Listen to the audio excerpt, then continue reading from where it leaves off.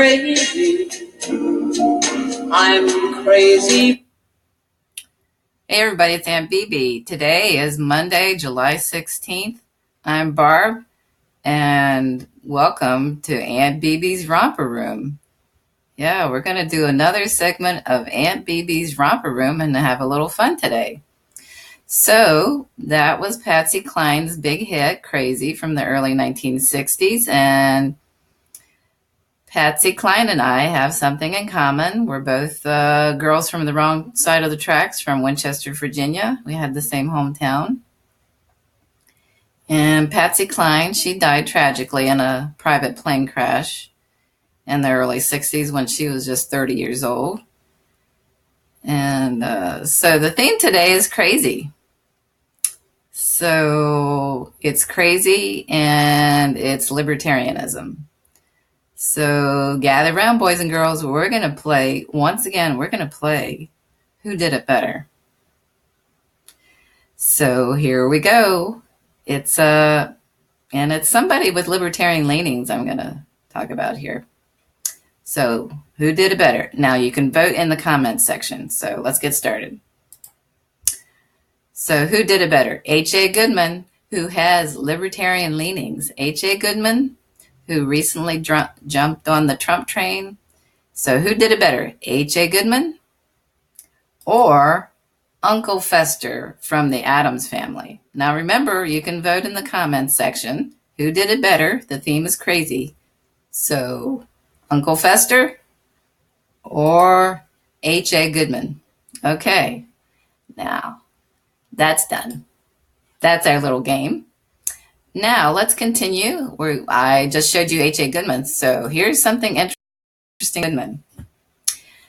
H.A. Goodman was planning to vote for Senator Rand Paul for president in 2016.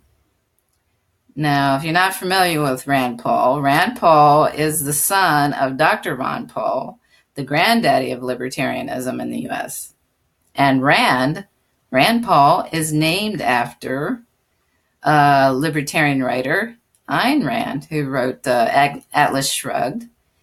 And she's a big hero among libertarians. They love Ayn Rand.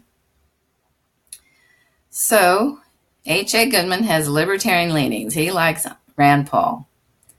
And he actually did a video recently where he praised Rand Paul once again. And this is just from March of this year, and not long before H.A. jumped on the Trump train.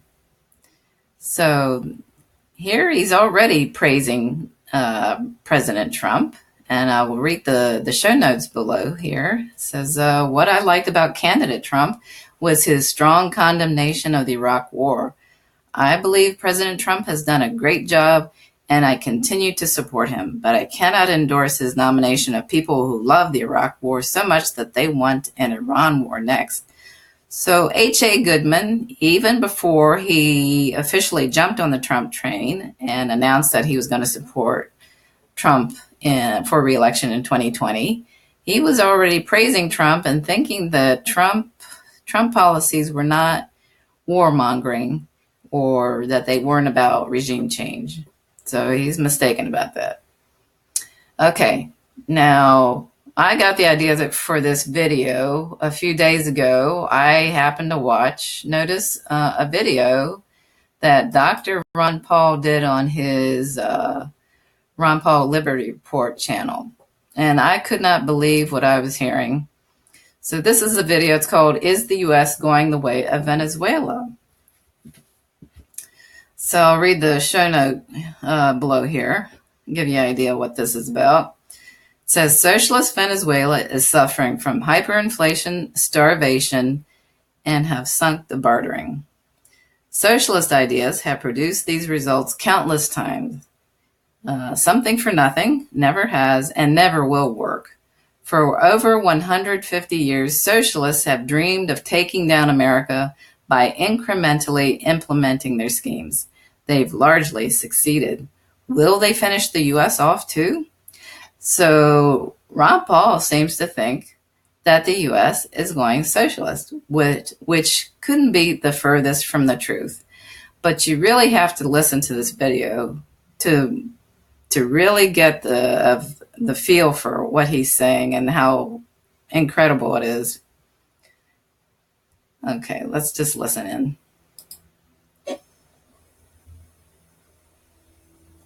Hello, everybody, and thank you for tuning in to the Liberty Report. With me today is Chris Rossini as co-host. Chris, welcome to the program. Great to be with you, Dr. Paul. Well, very good. We're going to be talking about Venezuela, and we're wondering whether or not we should copy Venezuela. I mean, are we copying Venezuela? That's the big thing. Some people think we are, and socialism certainly destroyed that country. And yet today, what we're seeing in America are our politicians saying, "Yeah, we think socialism is pretty good," and it's a little bit disturbing that some of them are getting elected and he's winning these primaries, and they're talking. But we're talking about a different type of socialism. We want democratic socialism. We want dictatorship of the majority, but have socialism and redistributed wealth. Even though we ourselves who advocate this are very wealthy ourselves. But this is what we think is best. So that seems to be the big issue now. But there's no doubt in anybody's mind there's really a tragic mess in Venezuela. And that, when it indeed has been socialistic, the governments there in the last decade have just totally destroyed that country. And Maduro is doing the same thing.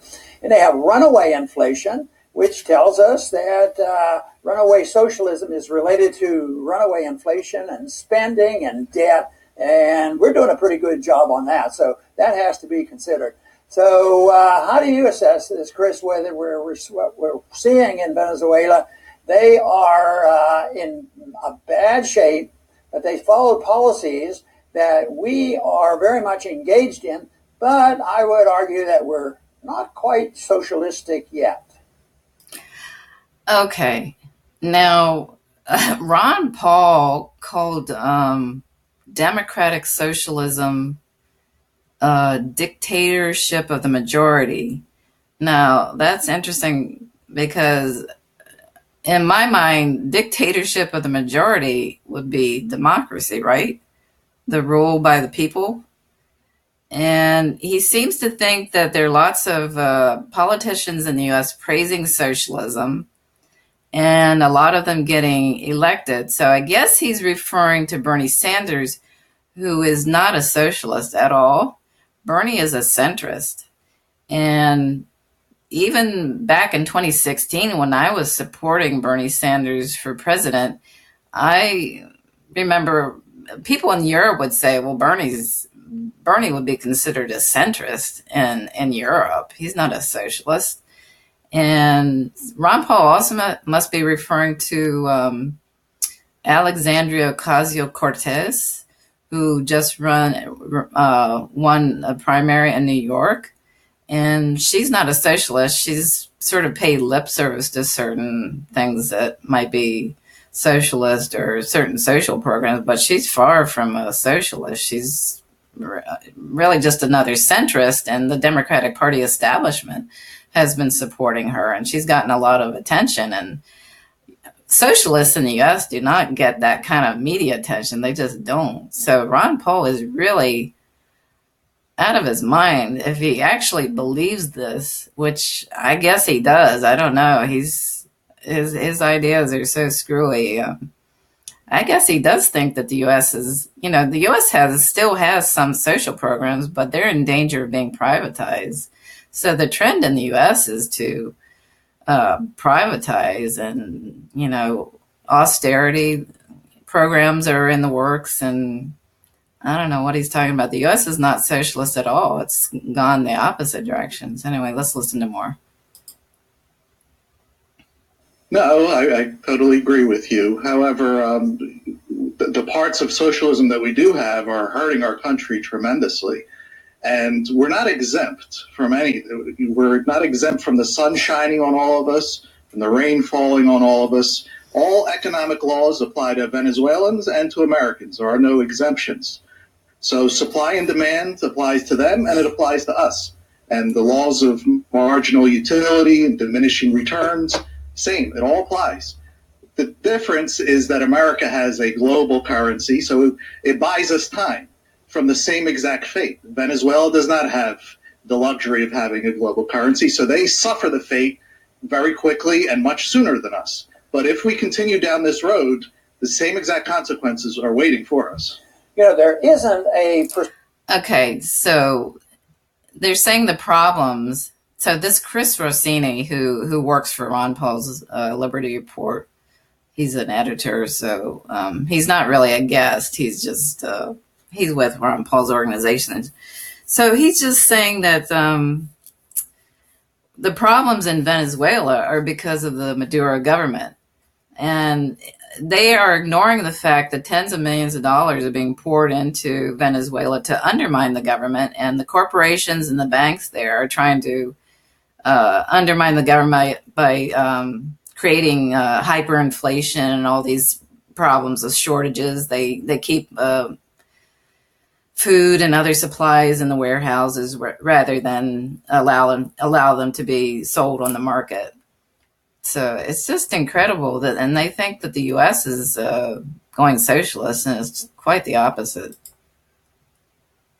Precise definition of socialism for all forms of socialism, because it is true they refer to socialism in Scandinavia, which really isn't quite the case.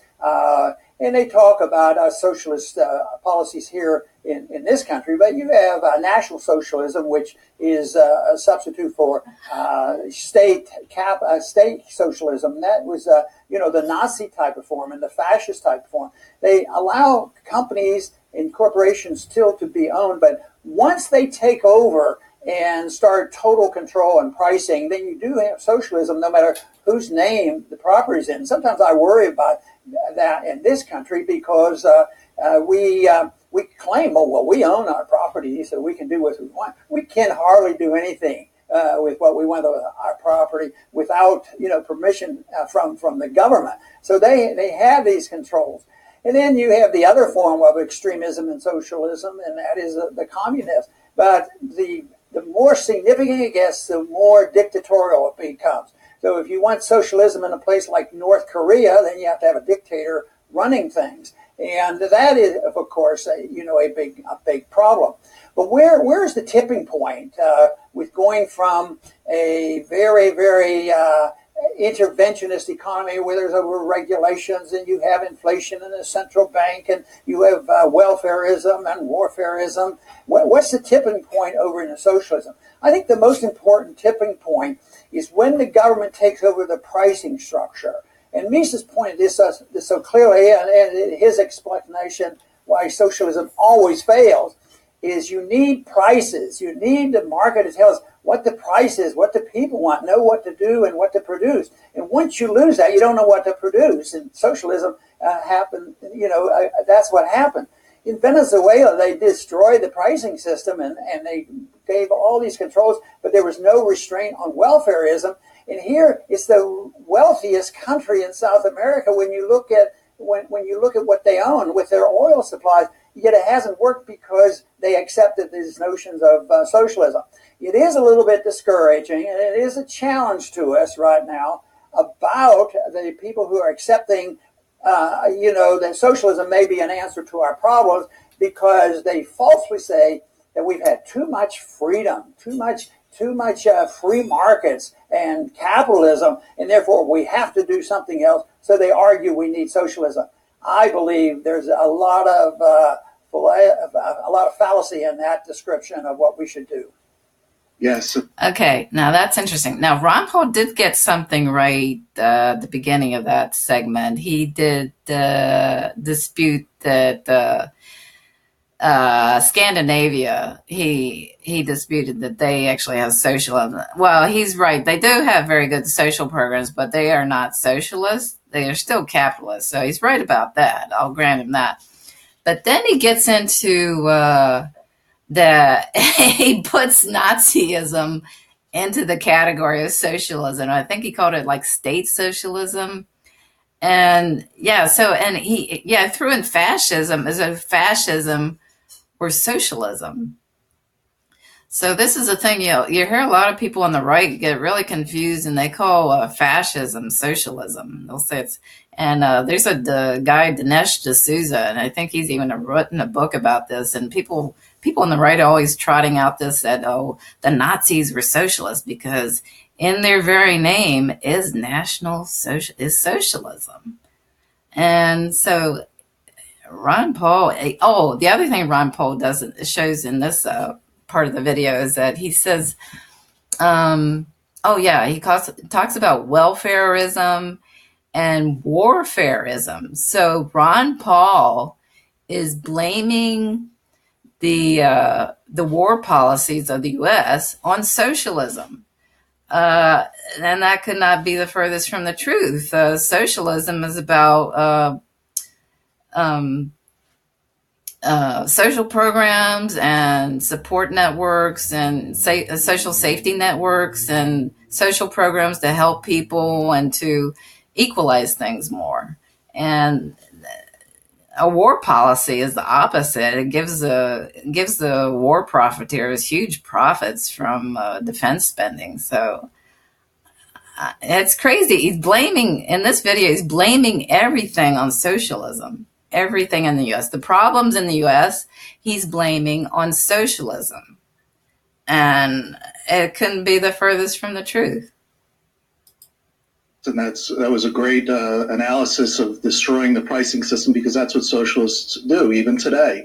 The democratic socialists, they exploit people's vulnerabilities for wanting something for free. So they go out with this free, hey, wouldn't you like this for free? Wouldn't you like this for free? But it's a big scam. I mean, let's take a bag of Doritos in the supermarket. It's thanks to the Fed's inflation, it's now $4.50 to get a bag of chips. And what would happen if the supermarket brings it down to $1? By the time you get to the supermarket, the shelf is empty. People, they gobble it up, and that's at $1. Now, what happens when it's free? It's one person could grab the whole shelf. And this is what happens when they try to peddle free medical care. You know, if you have free medical care, anybody could go, if they have a splinter, go ahead, it's free, go to the doctors. And when that happens, now government piles on, and then they get in and they tell you, well, this is who can go get the operation. This is who cannot. And now you have to know a politician to go get an operation and offer him something in return so that he can take care of you. It's a total mess. And once you destroy pricing, that's when everything goes downhill. Right. And now that's crazy. This is crazy what he's saying, that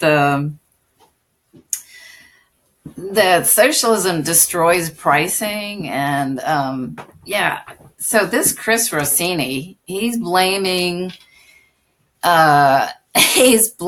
was saying the Fed, blaming inflation on the Federal Reserve. The Fed, he was saying. So he's claiming that the Federal Reserve is socialist.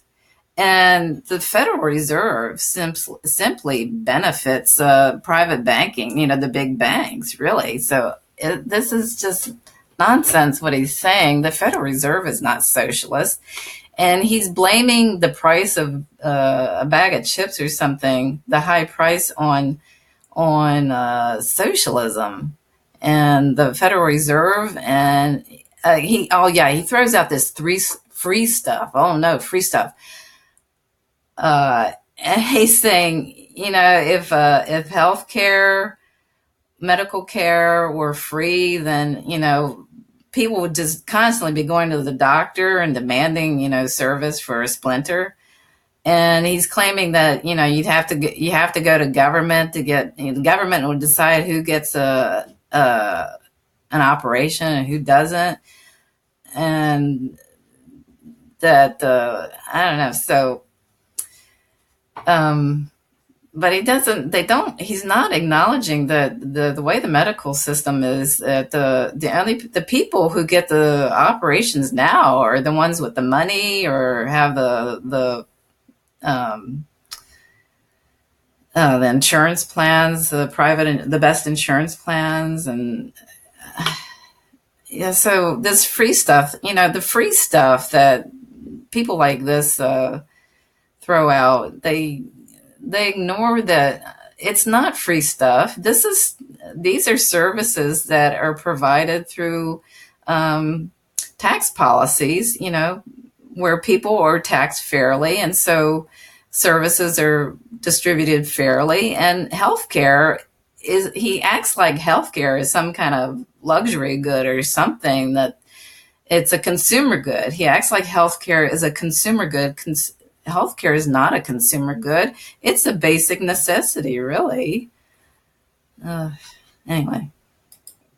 Then the motivation is easy to play on because people believe that rights are said to be when you need something, that you have a right to it, and then they demand it, and they have to deliver to one. And this is something that has been going on. There's a lot of greed out there, and they don't think you have to work for it because they have a moral right to it, is what they argue. How could you mean it? People don't have a right to a place to live, a right to food, and a right to medical care. Otherwise, it would be that you're a monster. Unless you study economics and unless you study history and find out, well, if you do care, if you have humanitarian instincts, you have to accept freedom and the marketplace, because it has delivered goods and services to the most number of people ever. The largest middle class comes from a system that is even relatively free. We didn't have a perfectly free society in our early history, but it was pretty darn good, and the middle class thrived. So this is a intellectual problem because people blame the wrong things. The demagogues are there. The university professors teach this, and it goes along with the politicians who demagogue it and say that there is such a thing as a free lunch. There was a saying that was around for a long time. It was Tanstaffel, and that is, there ain't no such thing as a free lunch. Well, they don't believe that a minute. They believe there is such a thing as a free lunch because they see what's happening in corporatism for the corporations and the bailouts and all the profiteering in the military-industrial complex. It looks like a free lunch for them. They're getting benefits from the government. So I think it's so important to sort all this out, that there isn't anything for free, but people have to be rewarded for their effort and their energy and their work and their output and their productivity. And then I think the people will be maximally taken care of in that manner, whether it's medical care or whatever. I grew up in the early part of my medical career. We didn't have government medicine. And I don't recall big problems, it didn't exist. It wasn't the problems that drove us to accept so much more government medicine. It was the desire of the lobbyists coming in, the insurance companies and the drug companies and the management companies, financing companies. They're all the ones that wanted to move us toward more government. So I think that people have to decide whether or not they think that just being dependent and demanding their right to somebody else's stuff that will solve the problem. If they're awake, if they're paying any attention, they have to look and say, maybe that's what the problem was in Venezuela. They had all the wealth, and yet the people got poorer and poorer, and the tyrants got more powerful than ever, and that's where they are today, and they don't have an answer. But I think we should be able to suggest a few of those answers. Yes. So that's interesting, this part. Very confused. He says a few things that are accurate, but he starts out with talking about basic necessities like healthcare and housing and whatever. But those are needs.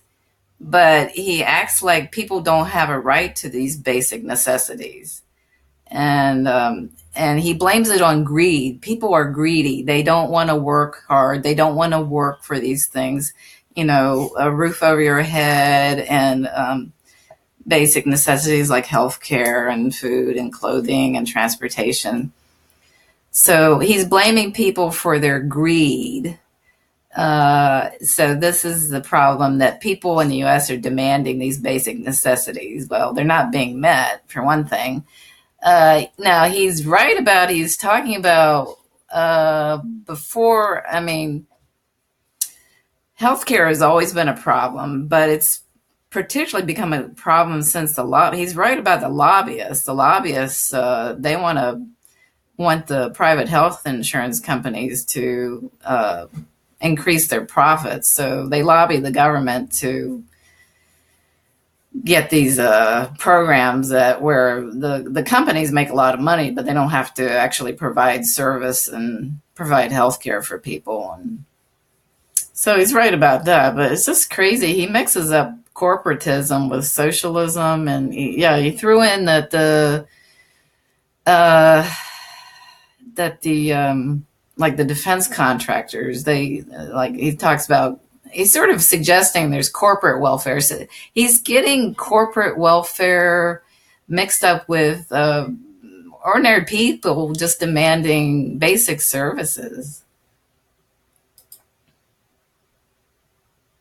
And I'm sure most people that saw our title today, are we heading towards Venezuela, are thinking of something, absolutely not, no way. And I tend to agree with them. I think there's still a lot of sense left in America. I think there's a lot of people that just keep quiet and go about their business, but they know right from wrong, I guess. However, when you look at what our government is doing, they are not stopping with debt. The debt does not stop. The wars do not stop. The welfare is not stopping, and neither is the inflation. So they are full force going in the wrong direction. And the Americans that are quiet are going to have to speak up sooner or later in order to reverse this. Otherwise, like I said earlier, we are heading in Venezuela's direction. Yes, and we can't predict exactly what will happen because that depends on the human actions, the actions of individuals, countries, and the politicians and all. So I don't think that we will go into a state, like you suggest, where we just go to have runaway inflation. Okay, so that Chris Rossini he's throwing in social programs with the federal government's war policies, and he's just mixing everything together, and they're just mixing all this stuff together and calling it socialism and saying the U.S. is going down the way of Venezuela, and it's crazy. Anyway. Here in this country, and we're bartering right now in Venezuela. They have bartering, but they're trading in markets. They're totally inefficient. The haircuts, you have to have eggs and other things to go in, eggs and banana for a haircut, and that's how silly the whole thing gets. But I think in one way we won't get that way, but I remember the 70s very well, and a lot of concern because we went off the gold standard, and that's when we had an explosion of inflation, and we had an inflation rate of 15% and interest rates of 21%, and it was devastating, and people were very frightened. I think we'll move into something like that, but maybe even twice that, but that still isn't Venezuela. But it will prompt, in my estimation, some changes. There will have to be some reforms done in order to stop it, mainly because I think it'll be, in one way, it won't be as bad domestically, but overall it might be much worse because our dollar is a worldwide reserve currency and people will have to adjust. I can't quite visualize how that can be done smoothly. I think there's a little bit of movement in that direction already because some countries are accumulating gold and they're talking a lot about an alternative currency and a competing, reserve currency. If it could move slowly and steadily and from one to another, which it has in the past, that couldn't be the worst thing in the world. But there will be one thing for sure. I think the standard of living will go down for a lot of people. The dollar is linked to so many countries, and I think it will go down for most Americans in many ways, and there will be a lot of liquidation of debt, and they will have to face up to it. But let's hope we don't have the total destruction of what is happening, in Venezuela right now. But there's a suggestion going on right now. There's a couple countries getting together that they think that they can be helpful. And I want to just read this. I want to read this title of this article. It says, Colombia, United States, Mexico, and Panama seek to combat Venezuelan corruption. Wow, that is very good. Can you imagine where the corruption is? In banking, it's in money, it's counterfeit money, it's debt, it's socialized medicine. And all these countries believe in this. So we're going to go down and correct this corruption. And so they think of corruption as somebody who stuck a couple $1 million in their pocket, not the corruption of the system, the philosophy that's behind this. Central banking. I mean, the corruption in the world today is the corruption of the dollar. Just think of how many people suffered just recently in the 09 recession and still suffering from that. That was a wiping out of a large amount of middle class. And one of the reasons people are still upset because they haven't recovered, but they have answered the question by more corruption, print more money and give it to the banks and bail out the people who can buy back their own stocks and make that small number of people wealthier than ever. And this group of people, and we're going to go down and make sure we get rid of the corruption. They see corruption as a very narrow sense. We see corruption as a corruption of ideas. And if it's ideological, you have to refute the ideology. There's a lot of corruption in almost all governments, even the governments that we have, or especially, when it comes to welfare and warfare and military industrial complex. But they see it somewhat differently. But it's the corruption of ideas, the corruption of the idea that private property is somewhat bad, that people can't sort out their problem, that you need dictators, you need, a dictator to sort this out and to redistribute the wealth, whether it's done in a system that is slightly worse than, the authoritarian fascists and communists. But anyway, it's the principle of authoritarianism versus voluntarism and property rights. And that's where the corruption, it's ideological corruption that is even worse than the corruption of a crooked politician. And when you look at our judicial system, we're going down to straighten out corruption in Venezuela. All you have to do is look around. Don't turn on the TV. It'll be very depressing when you find out, our Department of Justice and our FBI and CIA, that you mean they're violating their oaths and they're the ones who are supposed to clean up the corruption. So the process is very corrupt. So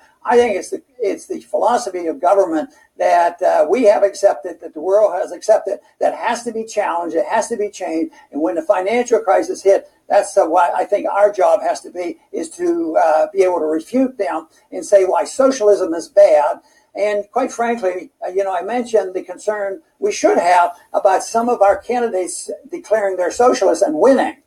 I don't think that is a sign of what the mental status is of everybody in this country now. I don't think that is there, because I still run into a lot of young people that know and understand what libertarianism is about, what freedom is all about, what Austrian economics is all about. So I have a little more hope by that. But I think those are warning signs of what's happening. But the biggest warning sign, Chris, is what you've already mentioned. Debt and inflation, the printing of money, it's around there. And it can lead to the chaos that might, demand that we have a new system. The big question is, are we going to move in the direction of Venezuela, or are we going to move in the direction of a free society? Well, that's... Now, I forgot to mention, now Ron Paul did talk about how the middle class prospered decades ago. And so he was right about after World War II, the middle class in the U.S. did prosper. And that was because manufacturing and there were lots of jobs in manufacturing, and there were unions. And so workers' wages were... workers were being paid enough they could support a family. So he was right about that. But this is crazy. Ron Paul is sort of blaming all corruption in government on socialism, as though that's socialism. And really what he's talking about is, classic fascism, where you have the merger of corporation and state. And that's what's going on in the U.S. It's really fascism.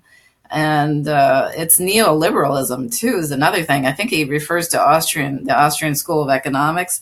And I believe that's actually neoliberalism. So it's this idea of, the free market and deregulation and privatizing government services and austerity. And So it's all very mixed up. So Ron Paul blames all problems with government on socialism.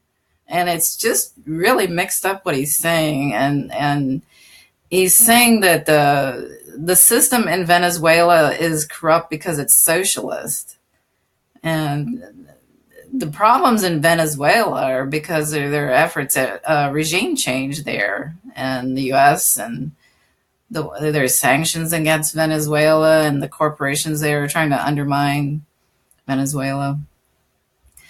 Anyway. It's all going to depend on the ideas that are in the hearts and the minds of the American people. Forget about the government. They're what they are. But whatever the Americans believe over the long term will prevail. And I'll finish, Dr. Paul. You know, the ideas of liberty, they flourished in Britain and especially in America. This was the land of the free. And the socialists about 150 years ago, they knew that you're not going to have Bolsheviks in America. So they were going to quietly and slowly, like a drip, just chip away at the liberty in America. And they have largely succeeded with the institution of the Federal Reserve, with a military empire, with wars and welfare. These are all socialism, all of it. And it's gobbled up American liberty. And Britain is further down the road than we are here, thankfully. They're a lot of times, I think they're the guinea pigs with the surveillance state and everything, and the police state, and then it's exported over here. But ultimately, liberty can win. If the people believe in it, understand it, it's not hard to understand. And this 150 years of socialism boiling the frog can be reversed, and we can live. Very good. And also... Yeah, no, this is crazy. So Chris Rossini there is just once again, he's just blaming everything on socialism. And so he's blaming authoritarianism, the rise of authoritarianism in the U.S. and the U.K., and the surveillance state on socialism. And so really, they are blaming socialism for things that are really neoliberalism and neoconservatism. So they're blaming the U.S. empire, the excessive military spending. All of this is socialism. They are just blaming everything wrong with the government on socialism, and it's corporatism, really. That's the problem. So it's really messed up. I want to touch on something that's a little bit more difficult to handle, because it has been said by many that an immoral society, people that's immoral, cannot really live with freedom because it becomes so abusive.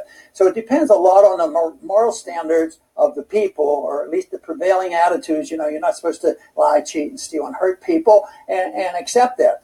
But it's when the people become more immoral that they are more likely to use the system of authoritarianism in government. Because what it does, it invites the notion and the temptation that I guess everybody has to experience one time or another, and that is greed. Boy, I'd like to have what those other people have. But instead of saying I'm going to work harder and try to get that, they say, well, the way you get this is you manipulate the government. You just get a benefit from the government. So it's that decision that you can improve oneself by using the government, but the desire to improve oneself and not use government is certainly very positive, and be more productive and go to work. The other thing that this system that we have, as it leads into a more socialist society, is that of power. There are certain groups of people in all societies who thrive on power. And that sort of just grows and grows. The bigger the government gets, the more people who want in it. So these two characteristics, greed and power, are powerful motivators of these corrupt systems. So yes, I talk about, a philosophy of government that's not corrupt, but believe me, people have to endorse the notion that they can restrain the use of greed in an illegal way to use the government, and to reject the notion that government should be all powerful in running our lives. That doesn't mean there shouldn't be some law and order about restraining violence, but it doesn't mean that the power to redistribute wealth and print the money and run up debts and work that into a philosophic system that we hear preached from the universities, that is what is so much in danger. The answer can be easily found in the concept of liberty, that governments should not be able to do anything that you and I can't do with each other and among the people, and that nobody can use violence. We can't use violence against our neighbors, and the government should not be able to use violence against us just because they want what they think is a utopia that can only be achieved with government force. I don't think it's all that difficult. I think the founders are on the right track. And if we're confused and wonder what to do and say, well, the Constitution didn't work, well, we could start by reading the Constitution and following it and work from there in the direction of more liberty, not less. I want to thank everybody for tuning. Okay, so Ron Paul, he's saying that socialism is a utopia that the government imposes. And so he's blaming authoritarianism on socialism. And that's not what's going on in the U.S. at all. So this video is really fucked up. I mean, it really is, because it's just incredible. He's blaming the system in Venezuela, the problems in Venezuela, on the corruption of of socialism. And that's not what's going on at all. And so after I'd watched this video, I was going to do a video about it, but I'm glad I waited, because actually, so Scott Creighton on his American Everyman, he posted this video where Dr. Lee Artz from Purdue University spoke about the Bolivarian Venezuela in defiance of the U.S. empire. So I watched this, and he just dismantles everything that Ron Paul is saying here, and he explains that the media just smears Venezuela, Maduro government, and it does not talk about what's really going on and why there's shortages, why there's hyperinflation, and yeah. So what you hear about Venezuela is just completely wrong. That's not what's going on. And the U.S. and the West is deliberately trying to undermine the Maduro government. And socialism in Venezuela has done a lot of good, and it's helped a lot of people, and they're actually better off than they were before. And so anyway, yeah. So actually, Scott, that's not it. Scott mentioned the video today in that video today in his July 16th video. So anyway, so that is an incredible video of Ron Paul's. And I just had to cover this because Ron Paul still has a lot of influence. There are YouTubers. There's Tracy Beans. She's a libertarian. She admires Ron Paul, and she's a Trump supporter. Tracy Beans, she's a YouTuber, and she's very influential. And there's another one. There's a hip hop artist, Anomaly, who was a Bernie Sanders supporter, and then he voted for Dr. Jill Stein, and he has libertarian sympathies, so he admires the things that Ron Paul is saying. And so some people have said that libertarianism is sort of in decline, but I don't think so, because to me, the libertarians are sort of neoliberals in drag, so libertarians are often anti-war, but they don't really talk about regime change, and it's not always about military intervention. So in countries like Venezuela, they're trying to undermine the Maduro government through regime change, but they're doing it through the corporations and the banks trying to undermine the government there.